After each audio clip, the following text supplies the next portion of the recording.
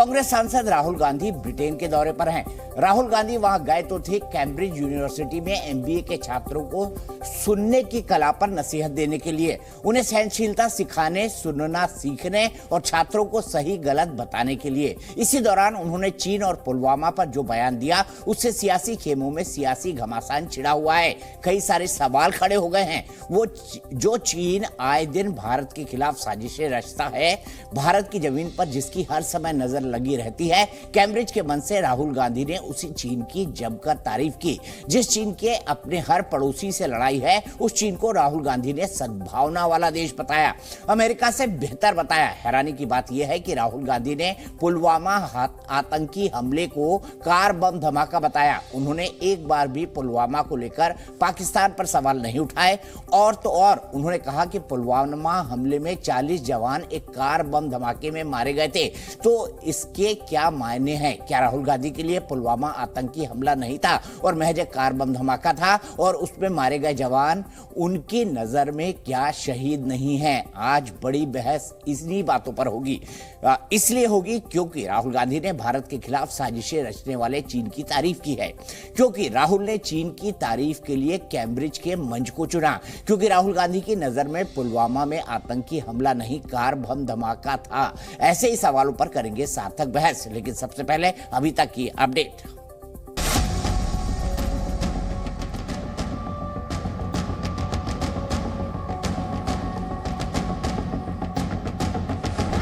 So we are going through all the states, and Kashmir is a state which is insurgency prone.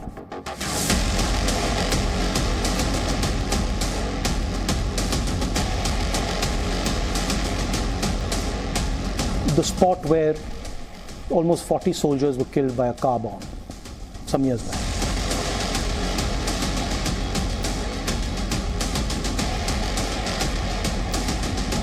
The way the Americans value individual liberty, the Chinese value harmony.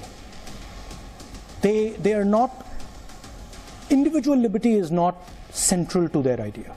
Okay, their idea is much more about the society being in harmony, because they've had massive tremors, right? They've had huge amounts of pain.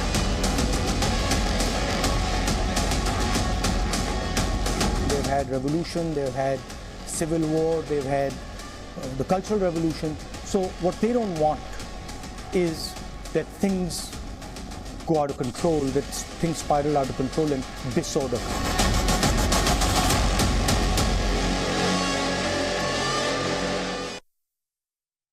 तो इन्हीं तमाम बड़े मुद्दों पर होगी बड़ी बहस। मेरे साथ एक बड़ा पैनल जुड़ेगा, दोनों तरफ के लोग होंगे। मेरे साथ इस पर बात करने के लिए जुड़ रहे हैं अंशुमन साहिल जी, प्रवक्ता हैं, राष्ट्रीय प्रवक्ता है कांग्रेस पार्टी के। मेरे साथ अजय आलोक जी, वरिष्ठ राजनीतिक विश्लेषक मेरे साथ जुड़ेंगे, राजनीति में भी रह चुके हैं और अभी भी एक्टिव सोशल लाइफ में हैं।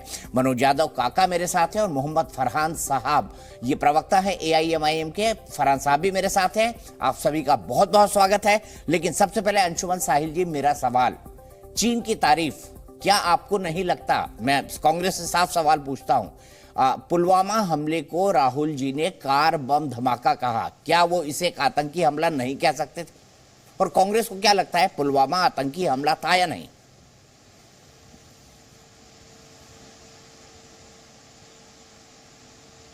दीपक जी शुक्रिया। सबसे पहले पुलवामा आतंकी हमला था, इसमें किसी को कोई शक नहीं है। और राहुल जी ने कई मौकों पर पुलवामा हमले का जिक्र किया है, पुलवामा हमले के बारे में जिक्र किया है, पुलवामा हमले को एक आतंकी हमला बताया है। और जब उनकी भारत जोड़ो यात्रा जम्मू कश्मीर से गुजर रही थी, पुलवामा होकर गुजर रही थी, उस वक्त भी उन्होंने इसे आतंकी हमला न सिर्फ बताया था, बल्कि उस जगह पे, जिस जगह पे हमारे जवान शहीद हुए, हमारे 40 जवान शहीद हुए, उनको श्रद्धासुमन अर्पित किए, नमन किया उनको। तो इसमें कहीं कोई वो नहीं होना चाहिए कि राहुल जी ने इसे बम धमाका बताया है या बस बम धमाका बताया है। उन्होंने कई मौकों बताया है, मैंने स्टेटमेंट सुना है। आप चाहे तो मैं फिर से स्टेटमेंट सुना सकता हूं। मैं फिर से उनके कई स्टेटमेंट्स मैं भी आपको सुना सकता हूं। उन्होंने कई मौकों पर इसे और इससे पहले कई मंचों पर, विदेशी मंचों पर भी जिनमें वो कैम्ब्रिज में भी और कई जगहों पे पुलवामा को आतंकी हमला बता चुके हैं। और पाकिस्तान पे भारतीय राष्ट्रीय कांग्रेस का पाकिस्तान और पाकिस्तान के आतंकी गतिविधियों में अंशुमन जी, मैं 1 मिनट के लिए आपको रोकूंगा क्योंकि अभी इस वक्त बीजेपी की प्रेस कॉन्फ्रेंस चल रही है इस मुद्दे पर। सीधे चलते हैं रविशंकर प्रसाद जी की प्रेस कॉन्फ्रेंस। नहीं बनी है और बाकी लोग बहुत संख्या कम है, क्योंकि देश अब कांग्रेस पार्टी और उनकी पॉलिटिक्स को पसंद नहीं करता। आज तक राहुल गांधी ने कश्मीर के आतंकवाद की आलोचना कैम्ब्रिज यूनिवर्सिटी की अपनी टिप्पणी में नहीं की, और जिस कश्मीर के बारे में वो अनर्गल बयान दे रहे हैं, ये वही कश्मीर है जहां पर उन्होंने तिरंगा फहराया। वो दावा कर रहे हैं कि सैकड़ों लोग हमारे साथ चले। कौन लोग थे? आज कश्मीर में आम आदमी भी झंडा फहराता है, पुलवामा में, बाकी आतंकवाद ग्रस्त इलाकों में, क्योंकि धारा 370 हटने के बाद कश्मीर में अमन आया है, चैन आई है, शांति आया है, भारत माता की जय होती है। एक बार राहुल गांधी ने आतंकवाद का विरोध नहीं किया। तो ये है राहुल गांधी, जब भी विदेश जाएंगे भारत का अपमान करेंगे, जब भी विदेश जाएंगे भारत की जनता का अपमान करेंगे। आज वो भारत की संस्था, क्या चुनाव आयोग, क्या सुप्रीम कोर्ट, क्या मीडिया, सबकी आलोचना करते हैं। राहुल गांधी जी, अभी आपने संसद में भाषण दिया कि नहीं? आपने मोदी जी के खिलाफ अनर्गल बेबुनियाद आरोप लगाए कि नहीं लगाए? पूरे भारत में आप लगाते हैं कि नहीं लगाते हैं? आपको बेबुनियाद आरोप लगाने की आजादी है कि नहीं? और कौन है आप जो बेल पर हैं भ्रष्टाचार के मामले में? आपकी माताजी बेल पर हैं, आपके परिवार के कई लोग बेल पर हैं भ्रष्टाचार के मामले में, और आपकी सरकार ने भारत के लोगों के टैक्स पेयर का पैसा लूटा है। ये भी सच्चाई है। लेकिन आप विदेश जाकर भारत का अपमान करें, सामान्यतः ये राजनीतिक शिष्टाचार नहीं है। You don't condemn the country from a foreign soil. Rahul Gandhi जब जब जाते हैं तो यही करते हैं और चीन को सद्भावना का प्रतीक बताते हैं। आज देश राहुल गांधी के सही चेहरे को देखे कि भारत में कभी भारत की संस्थाओं का अपमान, विदेश में जाके भारत की जनता का अपमान और चीन का गुणगान सद्भावना के प्रतीक, और पाकिस्तानी आतंकवाद पर चुप्पी। ये है राहुल गांधी की सही तस्वीर। हम इसकी बहुत भर्त्सना करते हैं और हमें पूरा विश्वास है दुनिया, विदेशों में रहने वाले भारतीय कभी राहुल गांधी की इन बेबुनियाद टिप्पणों से प्रभावित नहीं होंगे। तो भारतीय जनता पार्टी ने तगड़ा हमला बोला है राहुल गांधी पर। और भारतीय जनता पार्टी, आपको पता है कि जब हमला बोलने की बात आती है तो वो अपने तमाम बड़े बड़े प्रवक्ताओं को लगा देती है। रविशंकर प्रसाद जी को आपने सुना, सुधांशु त्रिवेदी जी मेरे साथ जुड़ गए हैं। लेकिन अंशुमन शेल साहब, मेरा सीधा सवाल आपसे यहां पर यह है, आपने रविशंकर जी को सुन लिया, अब मुझे कुछ बहुत ज्यादा पूछने की जरूरत नहीं, मैं सिर्फ ये जानना चाहता हूं कि ठीक है, राहुल गांधी जी ने कई बार इसको आतंकी हमला कहा, मैं मानता हूं। राहुल गांधी जी ने कई बार पुलवामा में भी जाके शहीदों को श्रद्धांजलि दी, मैं इसको भी मानता हूं। लेकिन सवाल यह है कि आप पाकिस्तानी आतंकवाद पर चुप्पी क्यों साध लेते हैं? ये क्या संदेश देता है, वो भी कैम्ब्रिज में, वो भी विदेशी छात्रों के सामने? दीपक जी, पाकिस्तानी आतंकवाद पे चुप्पी किसने साधी है ये पूरा देश जानता है। पाकिस्तानी आतंकवाद के मौके पे, पाकिस्तानी आतंकवाद के मुद्दे पे कौन लगातार चुप रहा है, पाकिस्तान जाके किसने बिरयानी खाई, पाकिस्तान की आईएसआई को किसने पठानकोट में निमंत्रण देकर हमारे यहाँ हुए आतंकी हमले जिसमें पाकिस्तान शामिल था, जिसमें आईएसआई शामिल था, उसमें आईएसआई को किसने यहाँ मौका दिया जांच करने का, ये पूरा देश जानता है।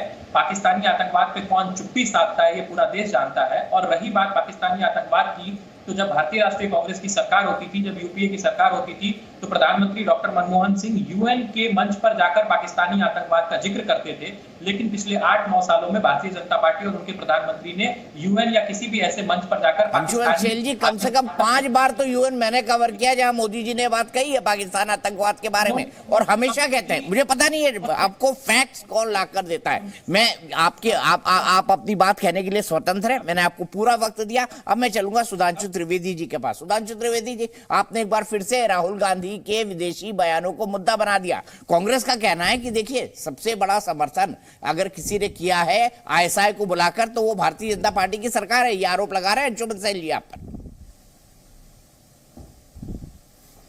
देखिए, समस्या क्या है कि मुझे ऐसा प्रतीत होता है कि राहुल गांधी जी की बुद्धि पूरी तरीके से विकल हो गई है।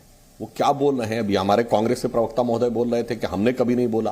अरे साहब, हर बार यूएन के उद्बोधन में जब प्रधानमंत्री जी ने बोला है तब ये बोला है, सुषमा स्वराज जी से लेके जयशंकर जी तक विदेश मंत्रियों ने बोला। मगर कांग्रेस ने क्या किया याद दिलाता हूं आपको। हवाना डिक्लेरेशन याद है 2007?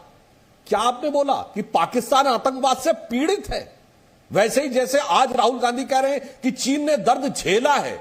और दीपक जी, मुझे इसलिए दुख होता है, पूरे चीन के पड़ोसी देश, साउथ कोरिया से लेके, जापान से लेके, कंबोडिया से लेके, ऑस्ट्रेलिया से लेके, वियतनाम से लेके म्यांमार तक कहते हैं चीन दर्द देता है। इनको लग रहा है चीन दर्द झेला है। और उससे ज्यादा तो मुझे आश्चर्य यह होता है कि राहुल गांधी जी के पिताजी स्वर्गीय राजीव गांधी जी के नाना जी, ये नेहरू जी के बारे में कहा जाता है कि चीन ने जो धोखा दिया था उस शॉक में उनकी डेथ हो गई। मतलब अपने परिवार को कितना दर्द दिया जिस चीन ने, उसके लिए आप कह रहे हैं चीन ने दर्द झेला। भाई, देश से आपकी कोई सिंपैथी नहीं, अपने परिवार का तो मजाक मत उड़ाइए इस ढंग से कि जिस ढंग से आपने चीन ने झेलने की बात कही। और जब इंसर्जेंसी की बात कही तो क्यों नहीं बोला कि पाकिस्तान स्पॉन्सर्ड इंसर्जेंसी? जबकि पाकिस्तान के दो पूर्व प्रधानमंत्री परवेज मुशर्रफ और इमरान खान तक बोल चुके हैं कि हमसे गलती हो गई, हमें कश्मीर में नहीं इन्वॉल्व होना चाहिए था। और उसके बावजूद पुलवामा को आतंकी हमला क्यों नहीं कहा? वहां के मिनिस्टर फवाद चौधरी पाकिस्तान के नेशनल असेंबली में बोल चुके हैं कि हमने पुलवामा तक घुस के मारा था। इसके बावजूद ये बोलने में हिचक रहे। पर अफसोस की बात जानते क्या है? बहुत दुखद बात यह है कि राहुल गांधी जी पहला इंटरव्यू इटालियन अखबार को देते हैं और उसके बाद जाके कैम्ब्रिज में ये बोलते हैं। और ये कैम्ब्रिज वही कैम्ब्रिज है जहां नेहरू जी पढ़े थे। कहा जाता है जिसके चारों गेट पे एक शोफर ड्रिवन कार रहती थी। पता नहीं कांग्रेस के लोगों को विदेश में जाके हो क्या जाता है। ऑक्सफोर्ड में डिग्री लेने जब गए थे मनमोहन सिंह जी 2007 में, तो ब्रिटिश प्राइम मिनिस्टर शायद उस समय गॉर्डन ब्राउन थे, उनके सामने खड़े होकर बोला कि हमने तो आपसे बहुत कुछ सीखा है। मतलब ये लोग वो हिस्ट्री पढ़ाते थे कि अंग्रेजों ने हमें एक देश बनाया। समझ में नहीं आता है। इसे एक पंक्ति में कहना चाहूंगा, जो कुछ आज किया है राहुल गांधी जी ने, उन्होंने दर्शा दिया है कि कांग्रेस पार्टी के अंदर राष्ट्रवाद का तत्व ढूंढने से नहीं मिलता। एक पंक्ति कहना चाहूंगा आज के उनके कृत्य के ऊपर कि अपने वतन पर सदियों तक है रही हुकूमत गैरों की, लेकिन कुछ चेहरों पर अब तक धूल है उनके पैरों की। धूल है उनके पैरों की। सीधे में चलता हूं अंशुमन सैनी जी के पास। अंशुमन जी, मुझे बताइए, शब्द का इस्तेमाल उन्होंने किया है इंसर्जेंसी।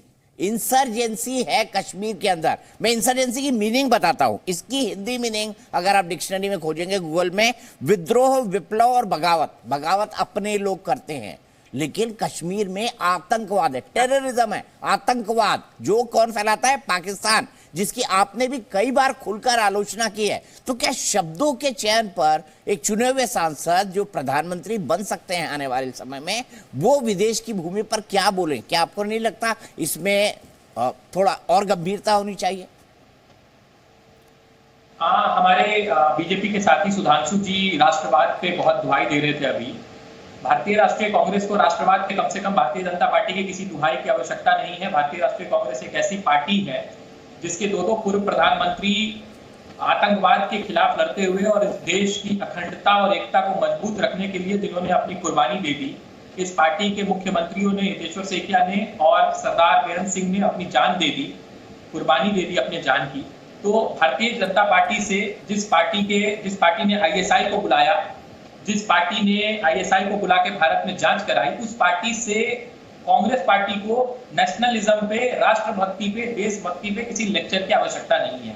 रही बात शब्दों के चयन की, तो शब्दों के चयन पे सवाल तो सियोल में भाजपा के बड़े नेता और भारत के प्रधानमंत्री नरेंद्र मोदी पे भी होना चाहिए, जब उन्होंने कहा 2014 से पहले भारत में जन्म लेने से लोग शर्माते थे, लोगों को शर्म आती थी भारत में जन्म लेने पे।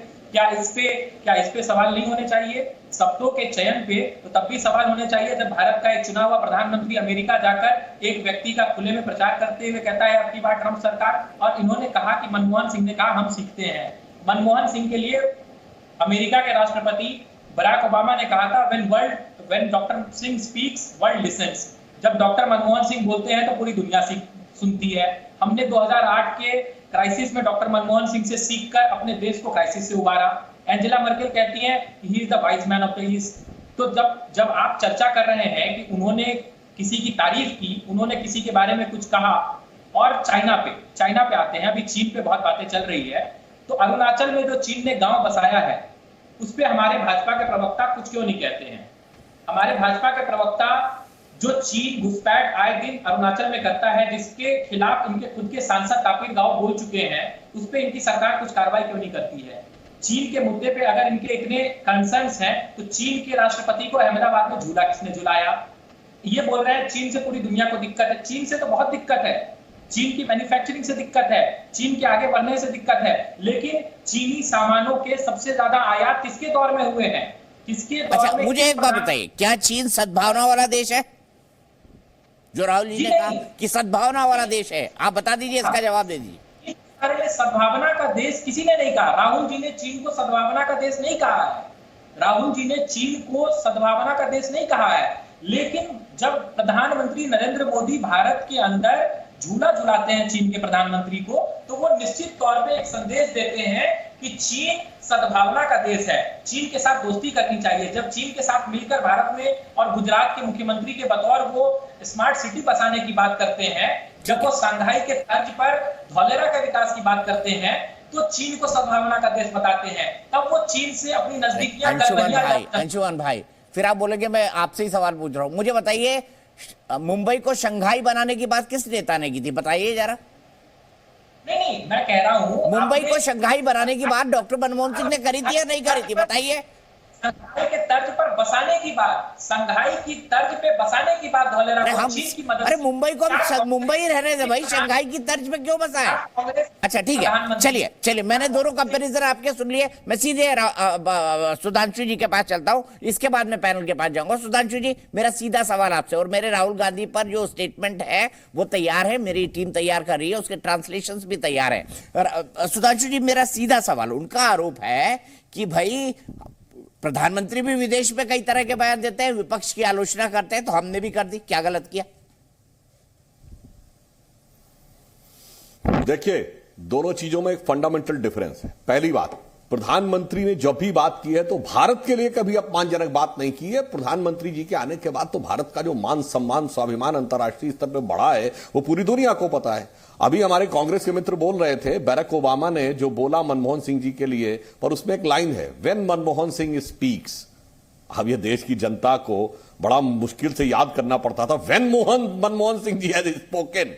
वो तो संसद में खड़े होकर बोले थे कि तमाम जवाबों से अच्छी है मेरी ये खामोशी, जिसने न जाने कितने सवालों की आबरू रख ली। और उसी बराक ओबामा ने जो आपने बोला है अंशुमान जी, जिस किताब का नाम आपने नहीं कोट किया, मैं किताब कोट के देता हूं। उन्होंने कहा है द प्रॉमिस लैंड किताब लिखी है बराक ओबामा, जिसको आप कोट करें, उसमें राहुल गांधी के बारे में क्या लिखा है कि वो अपने को स्मार्ट बहुत समझने की कोशिश करते हैं, पर मुझे वो नॉन सीरियस और ना समझ नजर आते हैं।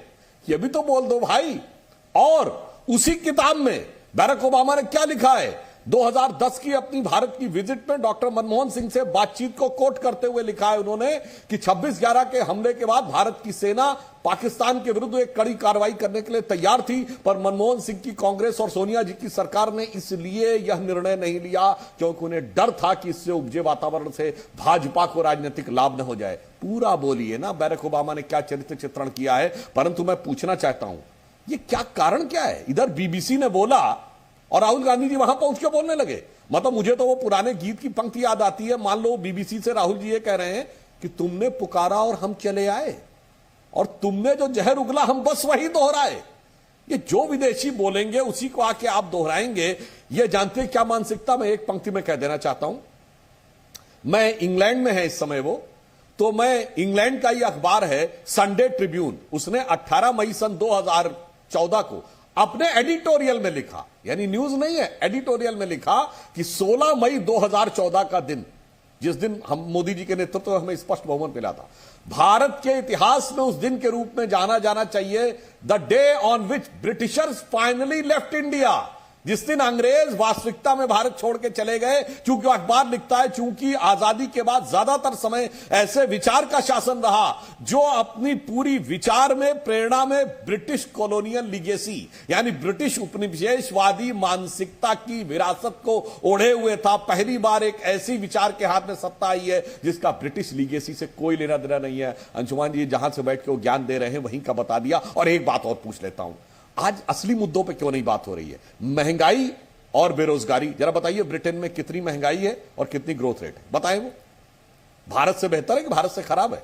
जहां से बैठ के ज्ञान दे रहे हैं। अब कांग्रेस का कोई व्यक्ति नहीं कहता विदेश की बात मत करिए, विदेश से ज्ञान दिया है। और इटालियन अखबार को दिया था इंटरव्यू। इटली में क्या है अब मैं बता देना चाहता हूं। इटली में ग्रोथ रेट है 3.9% और इंफ्लेशन रेट है 12.3। इंग्लैंड में क्या है? इन्फ्लेशन रेट है 9.7 और ग्रोथ रेट है 5.7। भारत में 6.4 ग्रोथ रेट है और महंगाई की दर है 5.7। और आईएमएफ की चीफ क्रिस्टियनिया जॉर्जिएवा का अभी इंटरव्यू है पिछले हफ्ते का कि India is going to be a brightest spot for the global economy in the new year, next year. उन्होंने कहा 15% ग्लोबल ग्रोथ को कंट्रीब्यूट करेगा। ये कौन कह रहा? आईएमएफ की चीफ। मगर मजे की बात जानते क्या है? राहुल गांधी जी के दिमाग का ऐसा हाल हो गया है कि अपना ददिहाल यानी भारत की बात तो समझ में नहीं आती है, अपने ननिहाल यानी इटली की बात भी नहीं समझ में आ रही है। अरे भाई इटालियन प्रधानमंत्री जो कह रही है वही सुन लो। मगर अफसोस कि उनके दिमाग का ऐसा हो गया है हाल कि ना समझ में आ रहा है ददिहाल, ना समझ में आ रहा ननिहाल। ठीक है, मैं सीधे आपको राहुल गांधी जी के वो दोनों स्टेटमेंट सुनाता हूं। एक सुन लेते हैं पहले, उसके बाद दूसरा सुनेंगे। उन्होंने क्या कहा चीन के बारे में, आइए सुनते हैं। The way the Americans value individual liberty, the Chinese value harmony. They are not, individual liberty is not central to their idea. Okay, their idea is much more about the society being in harmony, because they've had massive tremors, right? They've had huge amounts of pain, they've had revolution, they've had civil war, they've had the Cultural Revolution. So what they don't want is that things go out of control, that things spiral out of control and disorder comes. ठीक है, Chinese value harmony, इसका क्या मतलब है? Anshuman cell जी आपके पास आऊंगा, लेकिन सीधे अजय आलोक जी के पास चलता हूं। मैं आ रहा हूं, एक एक कमेंट में सबका ले लूं, सभी लोग पैनल में इंतजार कर रहे हैं। आलोक जी आप बताइए, राहुल गांधी जी के इन बयानों पर आप क्या कहेंगे?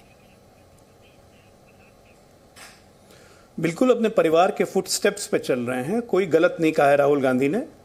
उन्होंने वही कहा है जो 1952 से लेकर 1962 तक जवाहरलाल नेहरू गाते रहे, हिंदी चीनी भाई भाई।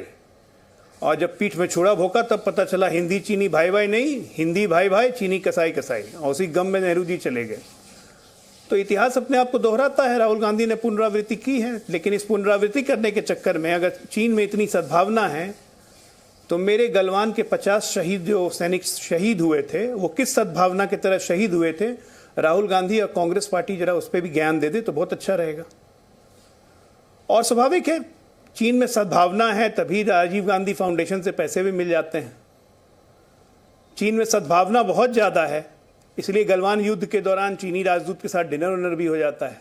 तो राहुल गांधी ठीक कर रहे हैं, वो अपने लेसन पे जा रहे हैं। बेकार हम लोग को चर्चा कर रहे हैं, वो तो वही कर रहे हैं जो नेहरू जी ने किया था।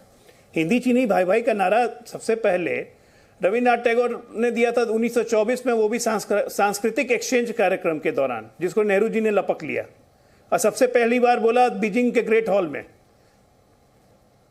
जब पंचशील एग्रीमेंट करने गए थे, और उसके बाद लगातार बोलते गए। तो ठीक है, देश का अपमान करने की आदत है जो शुरू से चल रही है, आज भी चल रहा है, तो कौन सी नई बात होगी? सुनने दीजिए, हमें भी देश को भी सुन के अच्छा लगेगा कि भाई इंग्लैंड की धरती में जाके, ठीक है, जो इंग्लैंड ही नहीं मानेगा कि चीन में सद्भावना है। अच्छी बात, राहुल गांधी जी को बधाई। अंशुमन शैल जी आपके पास आऊंगा इसका जवाब लेने के लिए, जो टिप्पणी अजय आलोक ने की है। लेकिन मनोज यादव काका जी, आप कह रहे हैं आप कांग्रेस के साथ नहीं लड़ेंगे, कांग्रेस कोई बड़ी पार्टी भी नहीं है, इन चुनाव ने साबित कर दिया उत्तर प्रदेश के अंदर। लेकिन समझना चाहूंगा, राहुल गांधी के ये बयान क्या ब्रांड मोदी को और मजबूत नहीं करते? दीपक जी, इस पर तो मैं समझूंगा कि बहुत स्पष्ट अंशुमान भाई ने बोला है। हमारे जो सवाल ये है कि आप जो चीन को लेकर के और राहुल जी के बयान को लेकर के जो आप तर्क प्रस्तुत कर रहे हैं, कम से कम भारतीय जनता पार्टी के साथी को यह बताना चाहिए कि जब ये भारतीय जनता पार्टी और बीजेपी इस तरह का बाजार खड़ा कर रही थी कि चीन के खिलाफ हम कड़ी से कड़ी कार्रवाई करेंगे, उस दरमियान हमारे सैनिक किस तरह से गलवान घाटी में शहीद हुए। और ये बात कर रहे हैं पुलवामा का, पुलवामा अटैक के जो नौजवान, जो हमारे तो धरती के वीर जवानों ने अपनी शहादत दी है, और हमारे ही यहाँ के बनारस चंदौली के ही रमेश यादव और अवधेश यादव की लाशों को हम लोगों ने अपने हाथों से उठाया है। तो उसकी पीड़ा तो हम लोग बखूबी समझ रहे हैं। याद आ रहे हैं मनोज यादव, मतलब कितने सिलेक्टिव हैं, आपको भी यादव तो शहीदों की आप बात कर रहे हैं, नाम आपको यादव के याद आ रहे हैं। दीपक जी इतना बेबस ना होइए, शहीदों का नाम बेबस नहीं हो रहा भैया, मैं बता रहा हूँ सोच की, सोच बता रही है। आपके घर में कोई है फौज में? आपके घर में कोई है फौज में? कोई है फौज में? इसी भारतीय जनता पार्टी ने देश के नौजवान जो देश के लिए शहादत देते हैं उनको अग्निवीर बना दिया। आपने सवाल खड़ा करने का हिम्मत किया, सब सवाल खड़े किए भैया, अग्निवीर पे भी सवाल किए, आप पे भी सवाल खड़े करेंगे। मैं तो सीधा सवाल का जवाब मांग रहा हूँ कि आपको शहीद में भी यादव नजर आ रहा है, जैसे ओवैसी साहब को मुसलमान नजर आते हैं। हिम्मत करा, आप पूरा सवाल का जवाब सुन लीजिए दीपक भाई। आप एक देश के प्रतिष्ठित पत्रकार हैं और जो बात कर रहे हैं चाइना के खिलाफ, क्या करा आपने?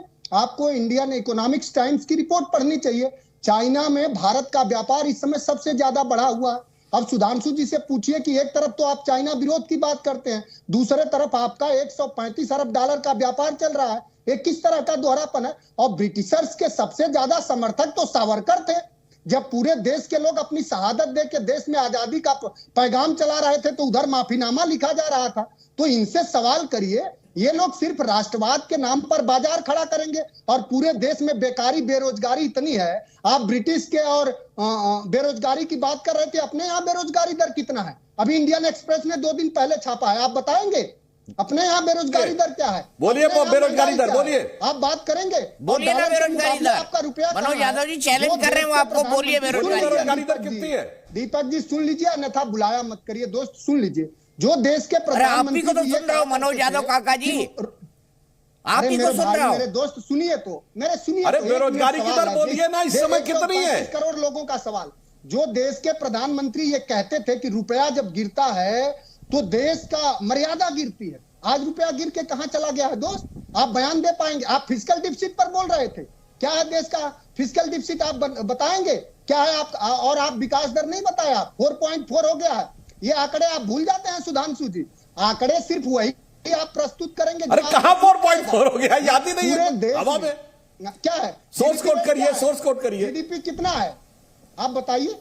आप सुधांशु जी 6.1, आप तो आपसे 6.1 ये करी जाती है कि व्हाट्सएप यूनिवर्सिटी से आप अपना ज्ञान वर्धन नहीं करते होंगे। उत्तर प्रदेश, अरे भाई आप सोर्स कोड करिए, सोर्स कोड करिए। बेरोजगारी दर क्या है उस पर बात करेंगे। 8 साल बीत गया, कहीं कोई आपका विकास नहीं दिखा। पूरे देश में बेरोजगारी चरम पर है, महंगाई चरम। अरे यही सब बातें लेकर गए तो अभी 2022 का चुनाव हारे मनोज यादव काका जी, यही सब बातें तो करी थी आपने, हार गए ना। कितनी सीटें मिली बताइए?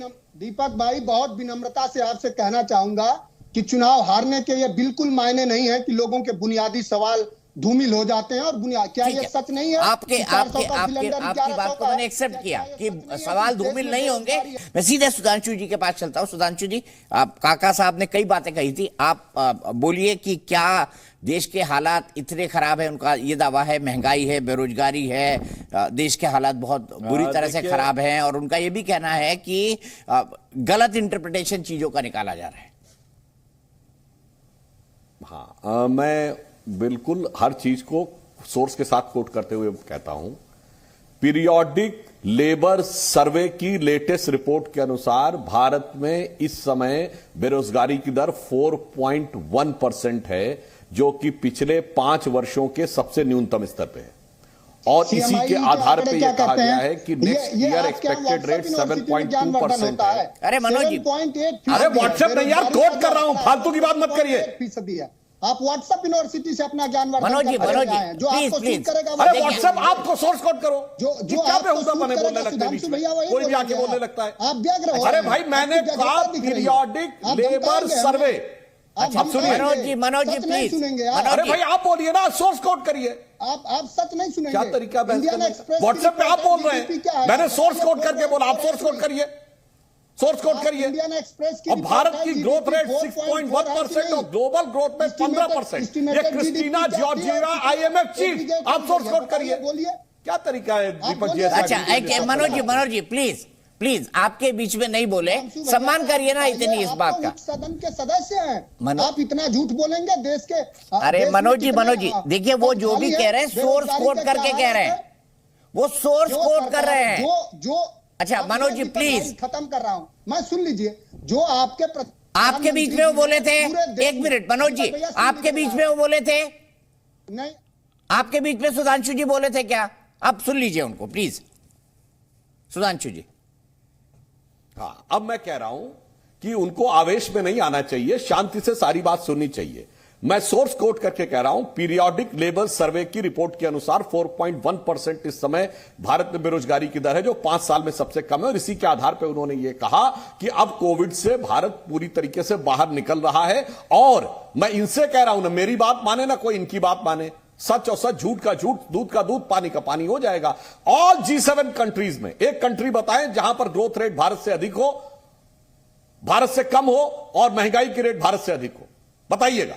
और सारे G7 और G20 कंट्रीज में बता दें, इस समय भारत ब्राइटेस्ट स्पॉट है। और यह मैंने IMF की चीफ क्रिस्टीना जॉर्जिएवा का लास्ट वीक का इंटरव्यू कोट करके कहा है। आप लोग आके हवा में बोलने लगते हैं, फिर व्हाट्सएप और जाने क्या क्या बोलने लगते हैं और इस तरह की बातें करने लगते हैं। अब हम कहना चाहते हैं चीन के साथ, कितनी दुख की बात है दीपक जी, चीन को उन्होंने सामाजिक दृष्टि से सद्भावना का प्रतीक बताया। यह कितना बड़ा अपमान है यूगर मुसलमानों को, जो कंसंट्रेशन कैंप में रख रहा है, जिसके लिए सिचांग प्रोविंस में क्या हो रहा है उसके लिए कह रहे हैं सद्भावना का प्रतीक। जिसने तिब्बत में बौद्धों के साथ क्या किया वो सद्भावना का प्रतीक। बौद्ध धर्म के सबसे बड़ा, बौद्ध धर्म जो विश्व में शांति का सबसे बड़ा प्रतीक माना जाता है, उसके सबसे बड़े धार्मिक नेता दलाई लामा को जान से मारने की कोशिश की गई और वो भारत आने में सफल न होते तो शायद उन्हें मार दिया जाता। वो सद्भावना का प्रतीक। जो हो रहा है हांगकांग के लोगों के साथ, वो सद्भावना का प्रतीक। जिसने टियानामेन स्क्वायर में फौज ने खड़े होकर गोलियां चला के 10,000 से अधिक माना जाता है छात्रों को कत्ल कर दिया, वो सद्भावना का प्रतीक। मेरे को समझ में नहीं आ रहा है सामाजिक सद्भावना का प्रतीक क्या कहते हैं। कितनी दुर्भावना मोदी जी के प्रति भरी हुई है, कितनी दुर्भावना मोदी जी के प्रति भरी हुई है कि कम्युनिस्टों को लाल सलाम करते हुए उस चाइना को सद्भावना का प्रतीक बोल रहे हैं। अभी देखिए, जाके चेक करिए कोविड के दौर में क्या क्या चीन के अंदर हो रहा है, किस तरीके से लोग वहां के लिए त्राही त्राही कर रहे हैं। हुनान प्रोविंस में कहा जा रहा है कि आर्थिक स्थिति यह हो गई कि बैंकों के बाहर टैंक लगाने पड़े हैं क्योंकि लोग, ये बताइए, यह सद्भावना का प्रतीक। वर्ल्ड का सबसे बड़ा IPO आ रहा था अलीबाबा के चेयरमैन जैक मा का, $29 बिलियन का। जैक मा गायब हो गए, सद्भावना का प्रतीक। एवरग्रांडे कंपनी एकदम से खत्म हो गई, सद्भावना का प्रतीक। और अभी एक बहुत बड़े उद्योगपति, मैं उनका नाम भूल रहा हूं, चाइना में, वो भी गायब हो गए, सद्भावना का प्रतीक। मेरे भाई, ये कौन से चश्मे से देखते हैं कि मोदी जी के प्रति घृणा की भावना इस कदर चश्मे पे चढ़ी हुई है कि चीन जैसा देश, जिसको पूरी दुनिया में कोई सद्भावना का प्रतीक नहीं मानता, मगर राहुल गांधी को सद्भावना का प्रतीक। अरे चलो छोड़ो, अरे अपने नेहरू जी को तो सोच लीजिए, उनके साथ क्या किया था, सद्भावना का प्रतीक है। अरे दलाई लामा, बौद्धों से लेके, मुस्लिमों से लेके, हांगकांग वालों से लेके, कितने लोगों के दिल पे क्या गुजरी होगी जब आपने ये शब्द बोला होगा। इसलिए मैं कहता हूं, तथ्यों तर्कों के ऊपर न बात करके केवल घृणा से बात करने के कारण यही स्थिति होती है जो राहुल गांधी जी इस समय कांग्रेस पार्टी की कर रहे हैं। अंशुमन शैल जी, जवाब। सुधांशु जी ने बहुत लंबा बोला, तो दीपक जी मैं चाहूंगा कि अनइंटरप्टेड मुझे भी कुछ वक्त दिया जाए बिल्कुल के लिए। इन्होंने दलाई लामा जी का जिक्र किया। दलाई लामा जी ने कुछ समय पहले ही बताया था कि उनको भारत में शरण लेने में किसने मदद की और कौन लोग उस वक्त विरोध में थे। वो बहुत खुल के किसके आइडियाज के पक्षधर रहे हैं हिंदुस्तान में और किसके विचारों के कारण और किसके सहयोग के कारण वो हिंदुस्तान में निर्वासित हो सके, हिंदुस्तान में रह सके, ये सभी को पता है। इन्होंने अभी बेरोजगारी दर की बात कर ली, महंगाई की बात कर ली और पता नहीं यूरोप की महंगाई बता रहे थे, इंग्लैंड की महंगाई बता रहे थे। चुनाव भारत में लड़ते हैं, भारत की महंगाई कम करने के नाम पे लड़ते हैं, जीतने के बाद यूरोप से और बाकी देशों से तुलना करने लगते हैं। तो भारत में CMIE centre for monitoring of Indian economy है 7.5 बेरोजगारी दर 42 सालों में सबसे अधिक। महंगाई पे बातें हो रही है, महंगाई पे बातें, सुधांशु जी मैंने आपको बीच में नहीं रोका, आप मुझे मत रोकें। महंगाई पे बात हो रही, आपने किसी को कोट किया, हमने भी किसी को CMI का महीना कोट करिए, एकदम झूठ मत बोलिए। आप खोल के चेक कर लीजिए, आज का आंकड़ा चेक कर लीजिए, 7.5%, 7.5% सबसे अधिक, और सबसे अधिक भारतीय जनता पार्टी शासित हरियाणा में 29.2% और सबसे कम कांग्रेस शासित छत्तीसगढ़ 0.8%। और आगे सुनिए, महंगाई की बातें करते हैं। कल ही घरेलू सिलेंडर की कीमत 50 रुपए बढ़ा दी, कल ही जो कमर्शियल सिलेंडर है उसकी कीमत 350 रुपए बढ़ा दी, पेट्रोल 100 के पार, डीजल 100 के पार, खाने का तेल 200 के पार। अरे सुधांशु जी, कभी सड़क पे निकल के कुछ खरीदिए तब पता चलेगा महंगाई कहाँ है। कभी गांवों में घूमिए, कभी शहरों में घूमिए, बेरोजगारी तब पता चलेगी। जब फॉर्म्स निकलते हैं तो कितने युवा, कितने छात्र फॉर्म्स भरते हैं ये पता करेंगे तो पता चलेगा। उत्तर प्रदेश में पीयून की 150 सीटों की बहाली निकलती है, 9 लाख युवा फॉर्म भरते हैं, बेरोजगारी नहीं नजर आती आपको हिंदुस्तान में। आप किस देश की बात करते हैं? आप किस देश में रहते हैं? आपको यहाँ बेरोजगारी नहीं दिखती, आपको यहाँ महंगाई नहीं दिखती, आपको इस देश के अंदर समस्याएं नहीं दिखती। आप तुलना यूरोप से करते हैं। क्या राहुल गांधी जी इंग्लैंड में वोट मांगने गए हैं? वो हिंदुस्तान की बात करेंगे ना, वो इंग्लैंड की क्यों बात करेंगे? इंग्लैंड की बात आप करेंगे, इंग्लैंड की बात आप करेंगे क्योंकि इंग्लैंड से आपका पुराना नाता है। Your obedient servant, I beg to remain your obedient servant, आपके नेता कहते थे, तो आपका पुराना नाता है। आप कह सकते हैं, हम क्यों कहेंगे? हमने तो उस देश से अपने देश को आजादी दिलवाई है। रही बात चीन पे, आपने बहुत बड़ी बड़ी बातें की हैं, दलाई लामा जी से लेके हांगकांग से लेके वियतनाम पे आपने बहुत अच्छी अच्छी बड़ी बड़ी बातें की सुधांशु जी। मैं ये जानना चाहता हूं कि आप एक माननीय सांसद है भारतीय जनता पार्टी के, अगली बार जब प्रधानमंत्री जी से मिले तो प्रधानमंत्री जी से पूछे कि जब आप झूला झुला रहे होते हैं जिनपिंग साहब को, तो जिनपिंग साहब को झूला झुलाते वक्त में ये सब बातें बताते हैं कि नहीं? मानवाधिकार मूल्यों के बारे में बताते हैं कि नहीं? उनको बताते हैं कि नहीं कि हांगकांग में चुनाव कराओ, रेफरेंडम कराओ? उनको तमाम चीजें समझाते हैं कि नहीं जब आप झूला झुला रहे होते हैं? ये चीज आप जरा अपने प्रधानमंत्री जी से भी पूछिए। आप तो यहाँ बहुत अच्छी अच्छी बड़ी बड़ी बातें कर रहे हैं चैनल पे बैठ के, लेकिन आपके प्रधानमंत्री झूला झुला रहे होते हैं। आपके प्रधानमंत्री पाकिस्तान को क्लीन चिट देते हैं। जब आप पाकिस्तान में जाकर बिरयानी खाते हैं तो भारत की इतने वर्षों की, 30 सेकंड और लेना चाहूंगा दीपक जी, और आपने पाकिस्तान पे बड़ी बड़ी बातें की। पूरा विश्व जानता है कि पाकिस्तान के नक्शे को 2 भाग में किसने बांटा, वो कौन? इंदिरा गांधी थी, किस दल से, अंशुमन जी कौन सी पार्टी से थी? अंशुमन जी आप जवाब ले ले, मैं बीच में बोल ही नहीं रहा। भारतीय राष्ट्रीय कांग्रेस को, दीपक जी, भारतीय राष्ट्रीय कांग्रेस को भारतीय जनता पार्टी से किसी भी तरीके के नेशनलिज्म पे, देशभक्ति पे, राष्ट्रवाद पे, राष्ट्रभक्ति पे ज्ञान लेने की आवश्यकता नहीं है। ठीक है, ज्ञान मत दीजिए सुधांशु जी, उन्होंने कह दिया। कलीमुल भाई आ रहा हूं आपके पास, बस ज्ञान मत दीजिए, उन्होंने कह दिया। देखिए दीपक जी, कितनी हास्यास्पद बात हमारे कांग्रेस के प्रवक्ता महोदय कर रहे हैं। अरे भाई, भारत की बात है तो राहुल गांधी जाके ज्ञान विदेश में दे रहे हैं। अब हम विदेश का रेफरेंस हम नहीं ला रहे भाई, आप ला रहे हैं। पहला इंटरव्यू इटालियन अखबार को, जाके भाषण कैम्ब्रिज में, और हमसे कह रहे हैं ज्ञान विदेश का मत दीजिए। भाई अद्भुत है ना। आप राहुल गांधी की वकालत कर रहे हैं या मरम्मत कर रहे हैं, मैं तो समझ नहीं पा रहा हूं। क्या वकालत कर रहे हैं कि मजम्मत कर रहे हैं कि विदेश में जाके ज्ञान मत दीजिए?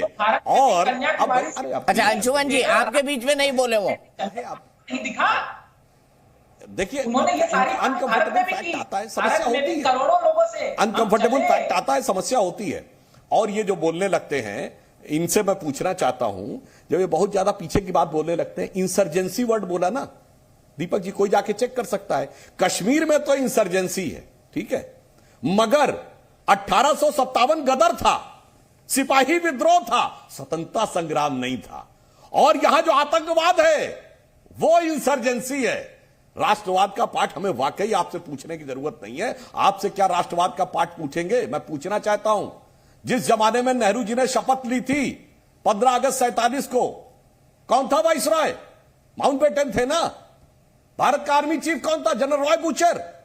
भारत का एयरफोर्स का चीफ कौन था? General air chief marshal Elmhirst. Bharat का नौसेना का चीफ कौन था? सब अंग्रेज। और कह रहे हैं हम सब आजादी का आंदोलन लड़ रहे थे। चलिए मैं बोलता हूं, इरविन के साथ पैक्ट 4 मार्च 1931 का हुआ। 16 साल तक केवल 1942 का भारत छोड़ो आंदोलन छोड़ के, मैं चैलेंज के साथ कहता हूं शुभान जी, एक आंदोलन बताइए जो 16 साल किया हो कभी अंग्रेजों के खिलाफ। एक आंदोलन। 42 का भारत छोड़ो आंदोलन 2 महीने में खत्म हो गया था। 43, 44, 45, 46 कोई आंदोलन नहीं। मगर आजादी हमने दिला दी। अद्भुत तर्क देते थे। 31 से 47 कांग्रेस ने कोई आंदोलन अंग्रेजों के खिलाफ नहीं किया और जलवाए जलाल से जेल में रहते थे।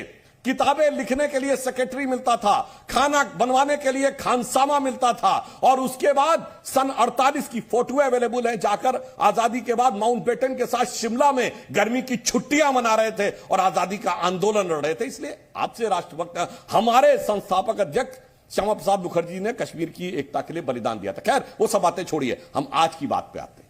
हम सिर्फ ये कहना चाहते हैं कि जहां से जाके उन्होंने बोला है आजादी के अमृत महोत्सव वर्ष में, आप इस समय एक जगह बताइए जहां पर कि मैंने आपसे पूछा था, एक देश जहां महंगाई की दर भारत से कम हो और विकास की दर भारत से अधिक हो, बताइए ना। क्योंकि आपके ही नेता ने बाहर से जाके ज्ञान देना शुरू किया और जिन जिन देशों से राहुल गांधी ने ज्ञान दिया है आज तक, Germany, Britain, Italy, America, Thailand, बताइए यहां आप किसी को बताइए कि यहां पे भारत से बेहतर स्थिति है आर्थिक दृष्टि से, बताइए। मैं पाकिस्तान और श्रीलंका की बात नहीं कर रहा हूं।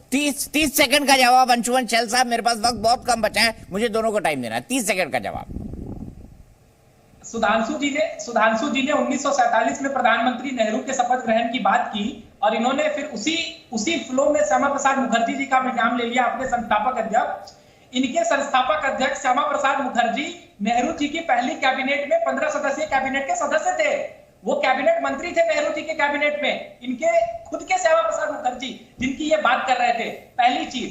दूसरी चीज, इन्होंने ज्ञान लेने की बात की और ज्ञान देने की बात की। विदेश से कौन ज्ञान लेता है, विदेश से कौन ज्ञान देता है, ये सबको पता है सुधांशु जी। फिलिप कोटलर अवार्ड पूरा देश जानता है कि किसको विदेशी वैलिडिटी की जरूरत है। हिंदुस्तान को नहीं है, कांग्रेस पार्टी को नहीं है। कांग्रेस पार्टी वो पार्टी है जिसमें रिचर्ड निक्सन ने फोन करके जब इंदिरा गांधी को कहा कि we will send 7th fighter fleet to India if you attack Pakistan, Indira ji ने कहा सेंड द 8th वन, 7वां बेड़ा नहीं 8वां बेड़ा भेज दो। हम वो लोग हैं, हम वो लोग नहीं है जो चीन से गलबैया करने लगे, चीन से डरने लगे, अमेरिका से डरने लगे, बाकी देशों से डरने लगे और उनसे किसी वैलिडेशन की जरूरत हो हिंदुस्तान को। हिंदुस्तान के लोगों को और कांग्रेस पार्टी को हिंदुस्तानियों की वैलिडेशन की जरूरत है जो उसे 60 साल तक मिलती रही है और 24 में फिर मिलेगी। 24 में मिलेगी, भरोसा है आपको इस तौर पे? ठीक है, मैं सीधे कलीमुल हाफिज साहब के पास चलता हूं। दोनों का एक ही जवाब सुधांशु जी आप दे देना, मेरे पास वक्त कम है। कलीमुल साहब, एक राहुल गांधी जी के इस नए बयान पर आप क्या कहेंगे जिसमें वो चीन को हार्मनी वाला देश बता रहे हैं और साथ ही साथ कश्मीर में टेररिज्म नहीं इंसर्जेंसी है? नहीं, मैं सबसे पहले जवाब दूंगा। हमारे सुधांशु जी ने जो चीन के मुसलमानों के बारे में कंसर्न जाहिर किया, तो मैं इनसे ये पूछता हूं कि चीन तो जो बर्बरता कर रहा है वो कर ही रहा है, आप क्या कर रहे हैं?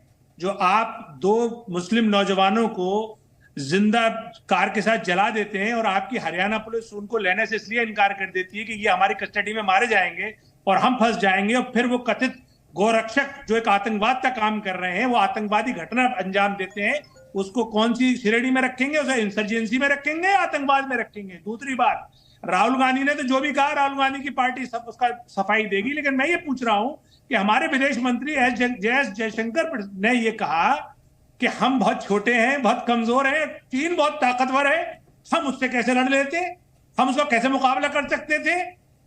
तो ये राहुल गांधी के बयान पे तो इतनी हाइतोबा है। कभी आपने अपने विदेश मंत्री से भी पूछा कि पूछ लेते हैं ना कलीमुल साहब, पूछ ही लेते हैं, इन दोनों बातों पर जवाब ले लेते हैं सुधांशु जी का। सुधांशु जी जवाब। मेरा बस एक पॉइंट और है, एक ये कि जब G20 की लास्ट टाइम जब इंडोनेशिया में मीटिंग हो रही थी और चाइना का जो शी जिनपिंग है वो हमारी तरफ देख भी नहीं रहे थे, तो आखिर ऐसी कौन सी मजबूरी हुई थी हमारे प्रधानमंत्री जी की जो उठ के और लपक के हाथ मिलाया और इस तरह से पेश आए जैसे कि हम बहुत छोटे हो, बहुत कमजोर हो? तो ये जो आचरण है आपका भारतीय जनता पार्टी, ठीक है, जवाब ले लेते हैं, मेरे पास वक्त कम है। कलीमुल भाई प्लीज जवाब ले लेते हैं। सुधांशु जी दोनों का जवाब। ये समझ में नहीं आया कलीमुल हफीज साहब ये कहां से मनगढ़ंत बातें बोल रहे हैं। वैसे कलीमुल का मतलब होता है शायद जिसकी भगवान से बात होती हो, पर आपकी किससे बात हो रही है? मोदी जी ने लपक के हाथ मिलाया, जयशंकर जी ने ये बोला, कहां से आपको जानकारी लग रही? अब मैं आपको यथार्थ बता देता हूं जिसमें किसी को कोई समस्या नहीं। आपने कहा ना कि शी जिनपिंग को झूला झुलाया था, तो जानते क्या झूला झुलाया? झूला 2 लोग झुलाते ना। आज चाइना की स्थिति यह है कि चाइना के साथ दुनिया में सिर्फ 2 देश खड़े हैं, नॉर्थ कोरिया और पाकिस्तान। एक तबाह है, एक बदनाम है। इसके अलावा आप तीसरा देश बताइए जो चीन के साथ हो। अभी क्वाड के विदेश मंत्रियों की बैठक हुई, हमारे विदेश मंत्री जयशंकर जी वहां पे थे। 4 देश बताइए जो चाइना के साथ खड़े हो। अरे चाइना के थिंक टैंक ने खुद लिखा है कि China is having the worst diplomatic isolation after Tiananmen square. Tiananmen square के बाद के सबसे बुरे कूटनीतिक अलग थलग पड़ने की स्थिति में पड़ा हुआ है। मगर अफसोस कि दुनिया में तो चाइना का कोई पुरसा हाल नहीं है, मगर यहां विपक्ष पूरी तरीके से इतना बेकरार है चीन के पक्ष में बोलने के लिए कि एक के बाद एक बोलते ही चले जा रहे हैं। बाकायदा कहा है विदेश मंत्री ने, आप अपने विदेश मंत्री से पूछिए, जब चाइना इतनी कमजोर स्थिति में है तो आपको डरने की क्या जरूरत है? आप भारत जैसे शक्तिशाली देश के विदेश अच्छा मेरे पास भाई आप पूछिए ना, अगर मैं गलत बोल रहा हूं तो चौरसिया साहब इन्हें करेक्ट करिए। उन्होंने क्या एएनआई को इंटरव्यू नहीं दिया? अब मैं जवाब दे दूं, चलिए बात कर रहा हूं। अब मैं 1 मिनट दीपक जी का टेक्निकल जवाब दे देता हूं। ठीक है कलीमुल साहब सुनिए, हम और चाइना किस स्थिति में है? धारा 370 के बाद चाइना सर के बल खड़ा हो गया, एक प्रस्ताव का एक लाइन नहीं ला पाया यूनाइटेड नेशंस में। यह बताइए, हाफिज सईद को हमने आतंकवादी घोषित करवा लिया, मगर चाइना कुछ नहीं कर पाया। एनएसजी में हमको वेवर मिला, चाइना नहीं रोक पाया। अब सुनिए तो भाई क्यों परेशान हो रहे हैं, पूरी बात होने दीजिए। 20 सेकंड और सुधांशु जी मुझे रोकना पड़ेगा। कंट्रोल रिजीम में हम सदस्य बने, चाइना नहीं आ पाया। ठीक है, मैं यहीं पे रुकूंगा, एक दिन फिर बैठेंगे। कलीमुल भाई, अंशुमन शैल साहब, आपने कांग्रेस का पक्ष रखा, मनोज यादव जी, अजय आलोक जी, आपसे कम बात हो पाई, लेकिन ये बातचीत चलती रहेगी क्योंकि हम बड़े मुद्दों पर बड़ी बहस जी न्यूज पर रोज शाम 4:45 और 8 बजे करते हैं।